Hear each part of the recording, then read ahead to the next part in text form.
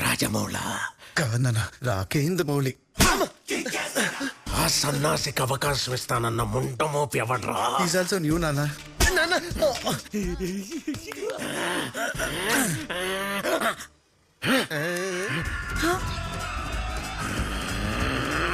ముష్టిన కొడుకులందరూ నా కోపం మీదే పడ్డారెంటి ఉషా? ఏడి ఎక్కడ? ఇది నా ఫ్యూచర్ నాన్న. భవిష్యత్తు గతం అయిపోయిన వర్తమానంలో బతుకుతున్నావురా?